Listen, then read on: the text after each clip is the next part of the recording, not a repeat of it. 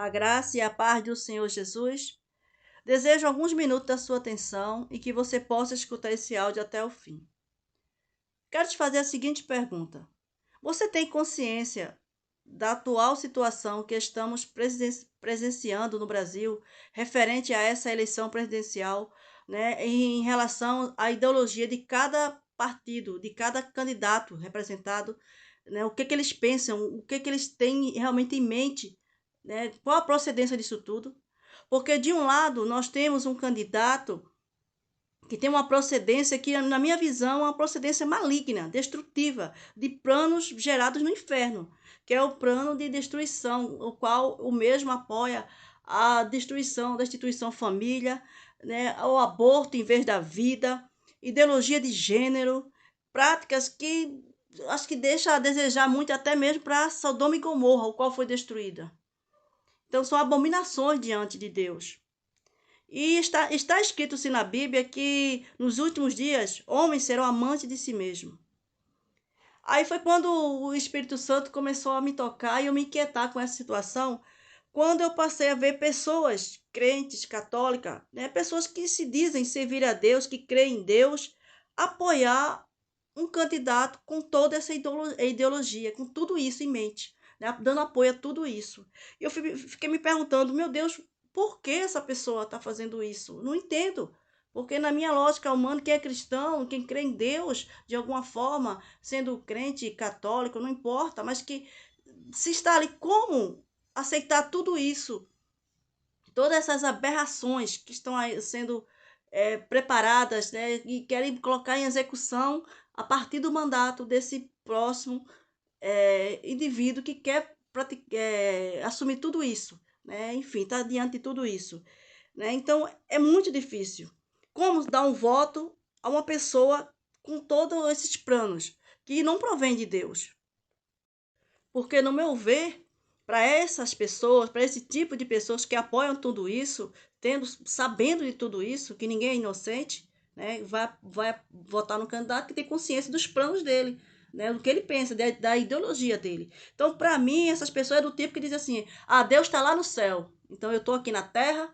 Então, eu estou aqui no mundo, o mundo jaz no maligno, o mundo, enfim, eu estou aqui, então tem que ter interesses do mundo e não os interesses de Deus. Deus está lá em cima e Deus não tem nada a ver com política. Deus não se mistura com isso. Então, talvez essa seja a desculpa para muitos, né? E esquecem de ler Bíblia. Que Deus, todo o tempo, Deus sempre levantou homens para liderar a nação, para liderar outros povos, outras pessoas. Né? Então, devia olhar um pouquinho mais para a Bíblia, para querer excluir Deus agora e dizer que Deus não tem nada a ver com política e querer fazer suas próprias vontades. Sabemos que nós estamos nesse mundo, sim. Eu vivo nesse mundo, mas eu não sou obrigada a compactuar com as práticas mundanas. Eu não sou compactuar com coisas que vão de contra ao cristianismo, né? Vão de contra a pessoas que antes morreram por amor desse evangelho, por pregar esse evangelho, por ser contra tudo isso, né? E pregar o amor de Deus. Então é difícil de entender, é muito difícil, né? Não consigo até hoje, fica difícil de entender tudo isso. Mas talvez por trás de tudo isso tem uma coisa também que a maioria não sabe. É que tudo isso está ligado, toda essa política está ligada a uma coisa chamada nova ordem mundial. Então, essa nova ordem mundial, que é em todo mundo, né, na política de todo mundo, que só tem um único objetivo: preparar o caminho para o grande líder, preparar o caminho para aquele que vai resolver o problema de todos os países, de todas as nações, sabe? E que para nós, na Bíblia, tem outro nome, se chama-se Anticristo. Ninguém está atentando para isso, a visão não está nessa. Né?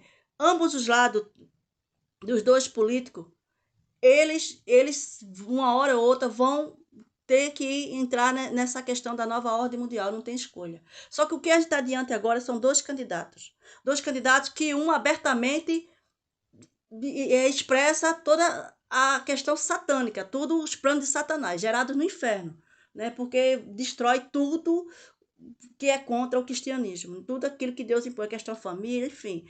E do outro lado tem um que não é perfeito, não é perfeito não. Que também, que eu vou dizer que que eu morro de amores, ou, enfim, que me representa como pessoa. Não, não é isso, não tem nada a ver disso, não.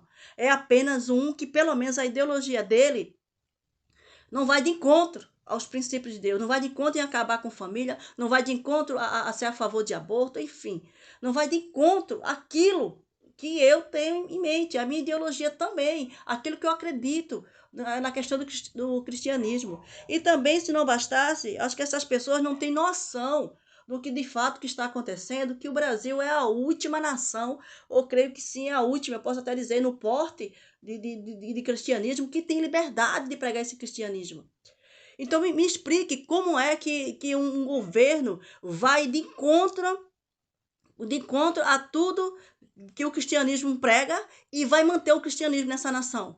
Na cabeça de quem esse irracionalismo? Isso é irracional, não existe. Então, mediante isso tudo, eu quero apelar para que a gente possa se unir em busca de um único objetivo, de poder continuar com essa liberdade sobre esta nação, de poder ainda, por pouco tempo, porque vai chegar um momento também que a Bíblia vai se cumprir. A Bíblia vai se cumprir, então não tem como. Os acontecimentos vão se cumprir. Então vai chegar um momento que não vai ter como, sabe? Mas a gente pode retardar agora. A gente pode sim retardar um momento um pouco. Para quê? O único objetivo de continuar a ter liberdade de pregar o evangelho, do nome do Senhor ser exaltado nesta nação, de poder ganhar vidas, serem conquistadas, serem libertas, né? Almas serem salvas para o reino de Deus, para o evangelho possa ser pregado não só no Brasil, mas para fora do Brasil, que possamos enviar missionários para países no qual o comunismo já tomou conta e não tem como mais pregar o cristianismo lá, porque como o comunismo ele elimina o cristianismo. Então você tem que ter isso em mente, né? Tem que ter isso em consciência, na sua consciência. Eu proponho que a gente possa se unir num único propósito. Qual o propósito? Glorificar o nome de Deus, para que o nome de Deus seja glorificado e que Deus verdadeiramente venha a ser o Senhor desta nação. E a gente possa estar a serviço de Deus e não colocar confiança em homem, porque até a Bíblia diz que maldito o homem que confia no outro homem. Nós temos que confiar em Deus, num Deus provedor que vai continuar provendo sobre a mim e sobre a tua vida. Se a gente estiver seguindo o caminho dele, se a gente estiver confiando nele, entregando de fato a nossa vida nas mãos dele e não confiando em homens, em braços fortes de homem, que a Bíblia condena. Mas se faz necessário um homem para ser representado nessa nação, sim. Porque em todo tempo Deus levantou um homem, não um homem perfeito, mas levantou um homem para representar as suas vontades, os seus ideais. Então, qual o princípio disso tudo agora? É uma bênção e uma maldição. Então, estamos diante de um homem que está representando uma bênção e do outro que está nitidamente uma maldição sobre esta nação. Então a escolha é nossa, né? Deus sabe todas as coisas, tudo é na vontade de Deus, sim, mas quem vota sou eu e você. Deus deixou a bênção e a maldição. Nós é que temos que fazer essa escolha. Nós é que precisamos dar o nosso voto e deixar que sim, que o percurso da história, Deus sim, Deus vai dar a direção de tudo, né? Mas pelo menos fazer a nossa parte. Agora não pode, nós nesse momento crucial, né, que pregamos cristianismo, que cremos em Deus, estarmos divididos com ideologias olhando para o mundo e não olhando para a ideologia de Deus, no interesse das coisas do reino de Deus. Então não podemos nos dividir nesse momento. Então vamos dar um voto, não no homem que a gente gosta e deixa de gostar, não, mas naquele que está representando pelo menos uma bênção, momentaneamente, porque vai chegar um momento, sim, mas eu e você, a gente precisa antecipar tudo isso, porque talvez nem eu nem você esteja preparado para o que está por vir aí. Então Deus está dando tempo até para preparação, né, preparação minha, sua e outras vidas aí que precisam ainda ouvir o evangelho, e o Brasil precisa ser glorificado, não só